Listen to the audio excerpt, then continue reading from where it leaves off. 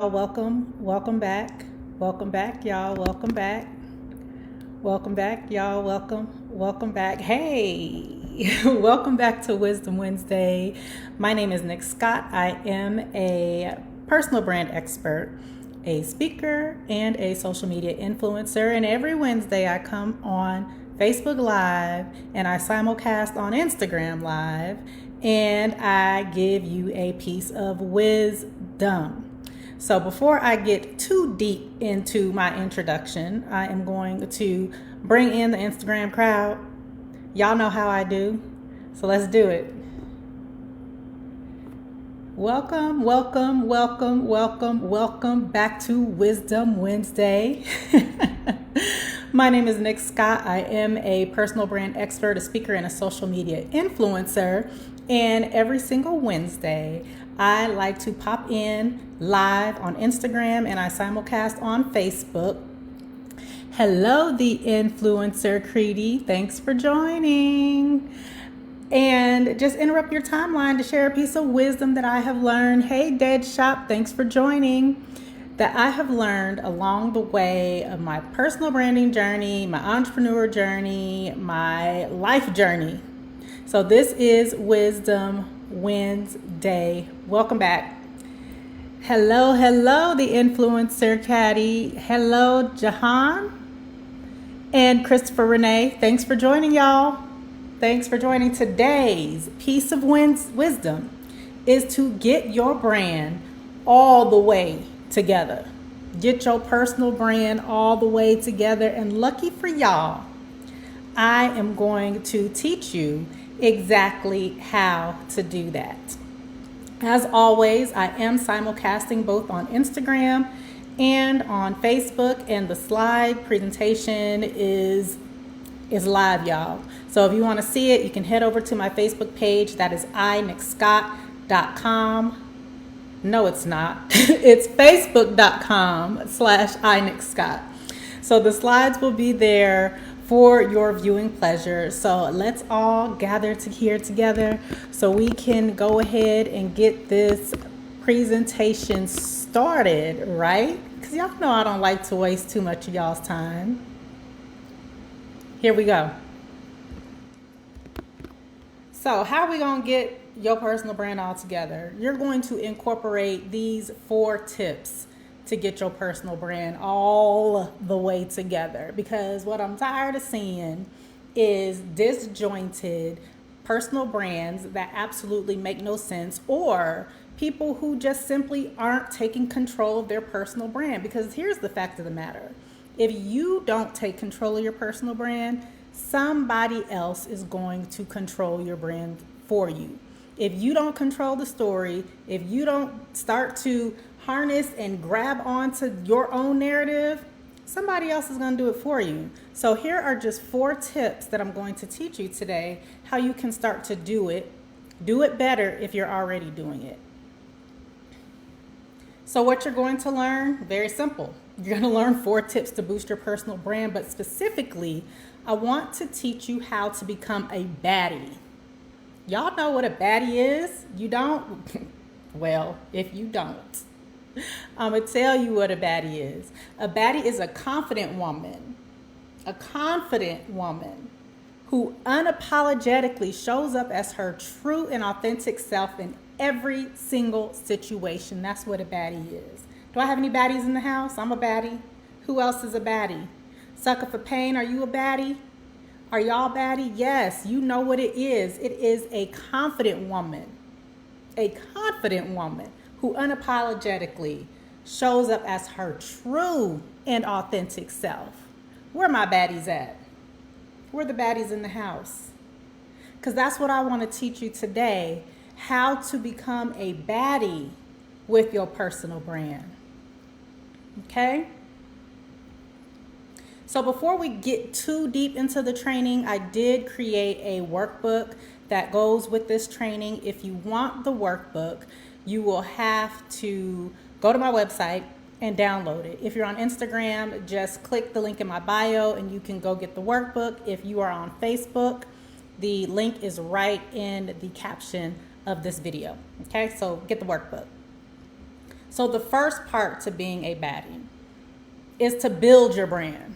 So many of us, we're not even doing this action step. This is just not a thing. This is something that we actually have to do. We have to build our brand. How do we do that? What we're going to do is we're going to make a list and brainstorm what our brand is. So I'm going to give you about 5 or 6 categories, and under each of these categories, I want you to list at least 3 words or phrases that tie back to this category. And the first category that I have, or a question that I want you to answer, is what makes you unique? What is it about you that makes you unique?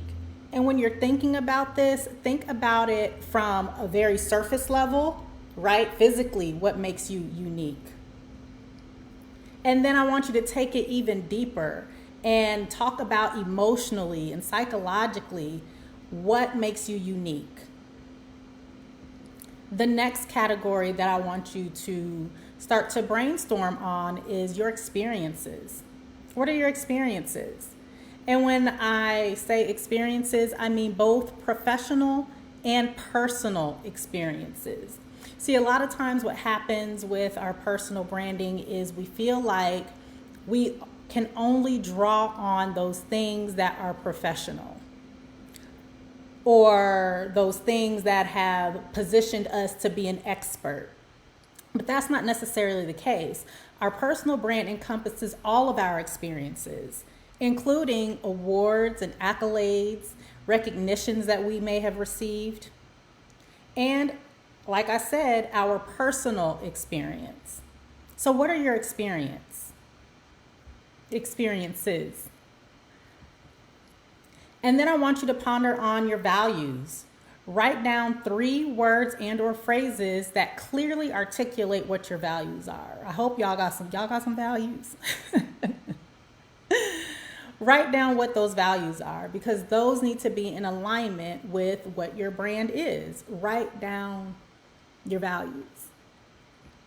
And then after that, I want you to talk about what excites you, what makes you happy, what are you passionate about, what do you get excited about in life, at work, at home, when you're at the store. Like, what gets you excited? Think about this from a holistic approach, not just a singular one-sided approach. I want you to think about every aspect of your life. Languages, I love languages too.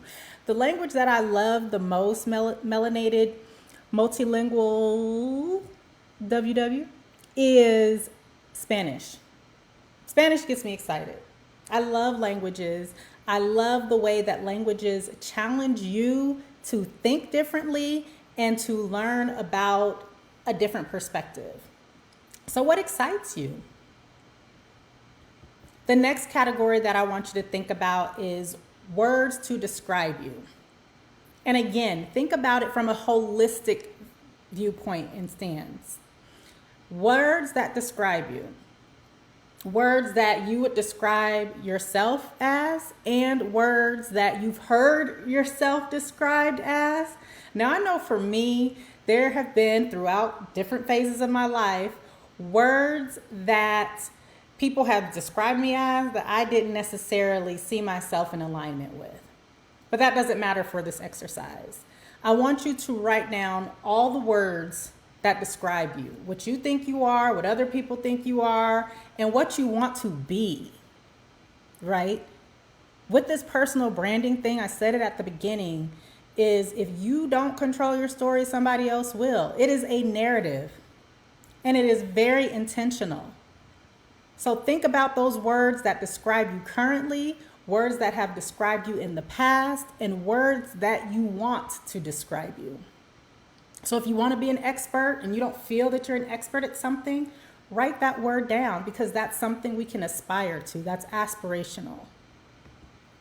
And then the last thing that I want you to ponder on and brainstorm on is your ideal career. What do you want to be when you grow up? Most of us, a lot of us, are not operating in our ideal careers or our ideal spaces. So what does that look like? from a holistic standpoint, not necessarily what's expected of you, not necessarily where your professional experience is, but what is it? What is your ideal career? And I want you to write that down. If you downloaded the workbook, there's a space for you right there to write these things down, okay? So the first tip that I have for you to boost your brand is to actually build it. Get control of it. Stop allowing other people to control the narrative of you. Build your brand. And the way you're going to build your brand is you're going to go through this process that I'm telling you how to do. I'm telling you exactly how to do this. You're going to go through this process. And for each of these 6 categories, you're going to list out 3 words and or phrases to answer these questions. So then the second tip that I have for you is once you have your brand together and you've built out a brand statement, right? Who you are, who you serve, and what you do, then ask somebody about it. Get some feedback. Ask your network of peers and colleagues. Ask in Facebook groups if it's in a group that you trust. Ask your family, ask your friends, ask people for feedback on your brand statement that you've written. My brand statement is simple. I help entrepreneurs how to grow their personal brand. Nick Scott, who I am. What do? I help entrepreneurs. I serve entrepreneurs and I help them build their brand. So get some feedback on that. And then as you get that feedback, adjust your brand statement as necessary. So number 3, develop your online presence. Too many people minimize the importance of an online presence. And I'm not just talking about social media when I'm talking about an online presence. Your social media obviously is your first line of defense when we're talking about digital assets pertaining to you developing and maintaining your personal brand. But even more than that, it's websites that you own and websites that you might appear when somebody Googles you. When was the last time you Googled yourself? I Google myself regularly. And as a matter of fact, if I meet you personally and I'm interested enough, I'm probably going to Google you too. So when was the last time that you Googled yourself? This is why this online presence is so important. Everybody's Googling everything and everybody. So a website is your second line of defense after your social media. Videos. Do you produce videos?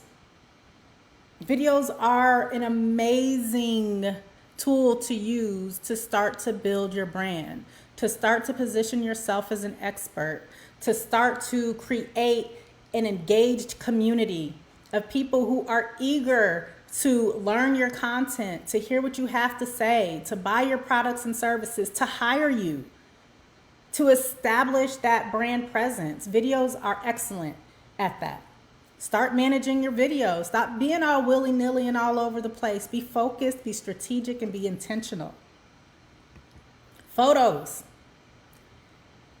Not just photos that you're taking with your friends or for your Instagram profile, but what is that consistent image that I want to see of you? What is that?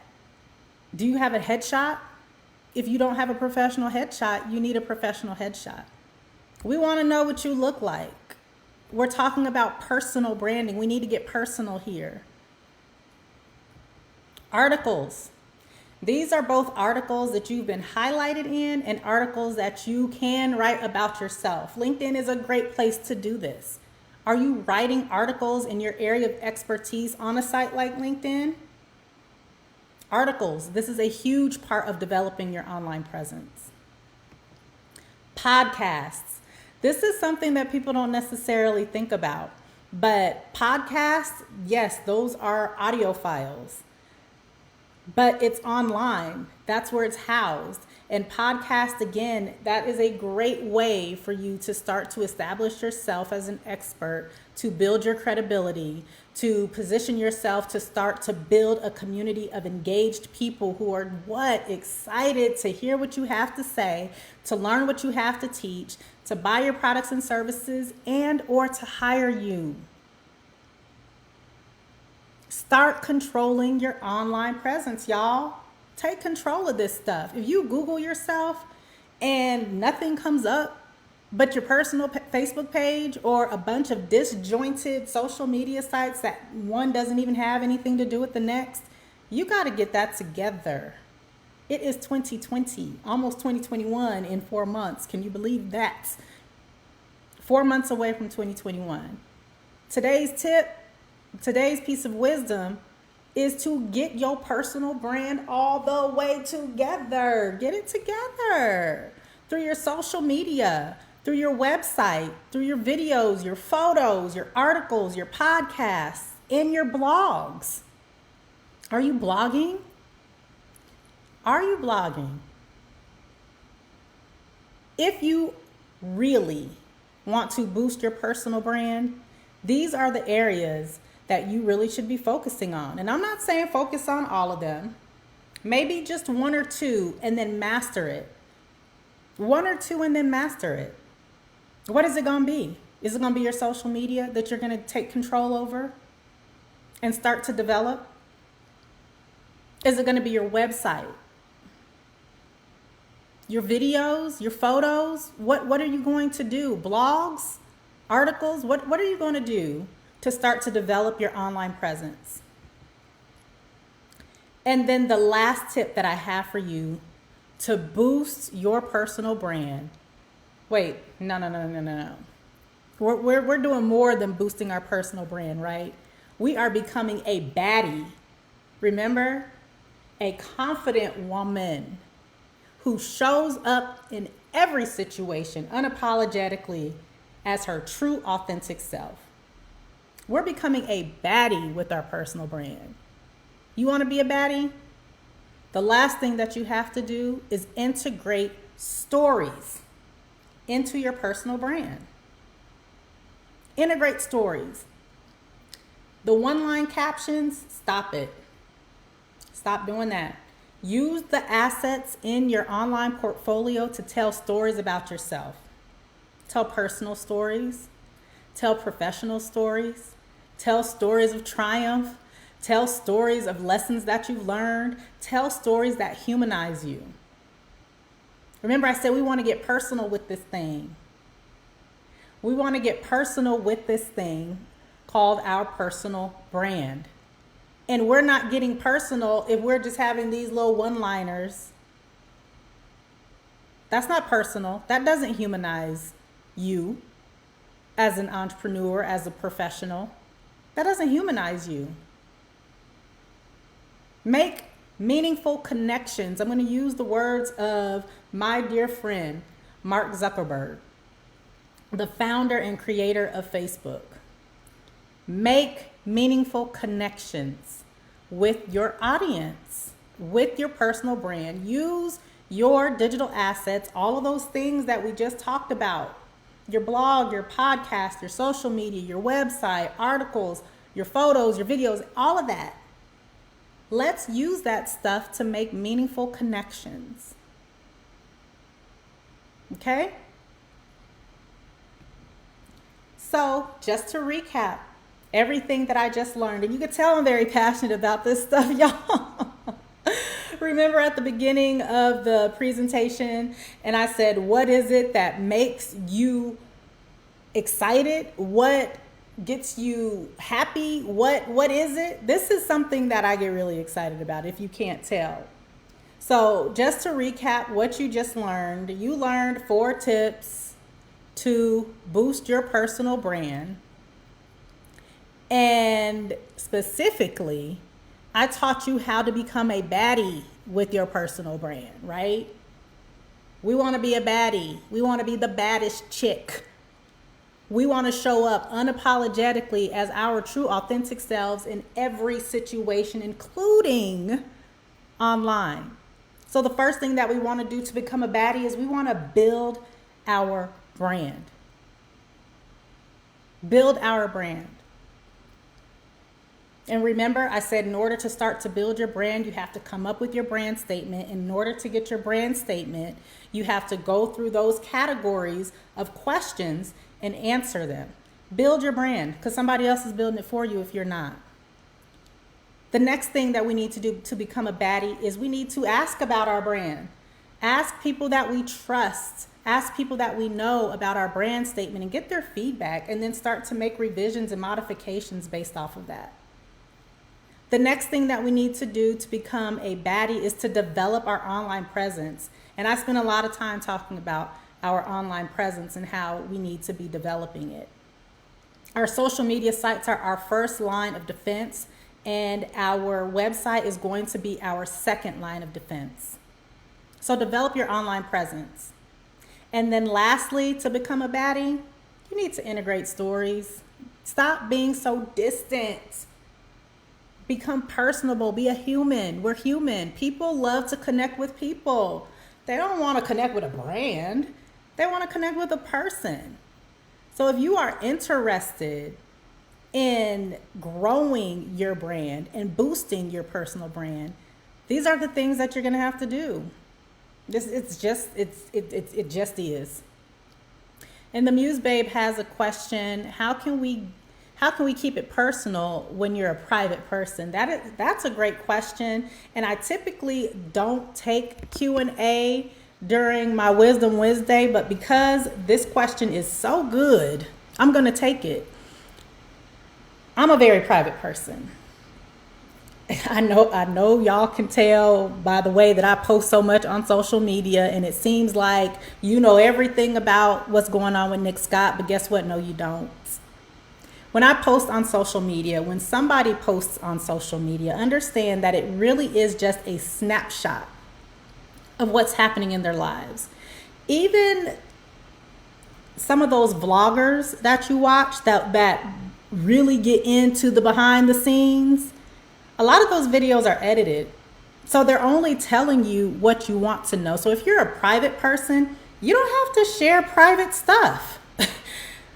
You don't have to share private things. Share those things that are public knowledge. You're welcome, the Muse Babe, that are public knowledge about yourself, that anybody walking down the street, you don't mind them knowing about you.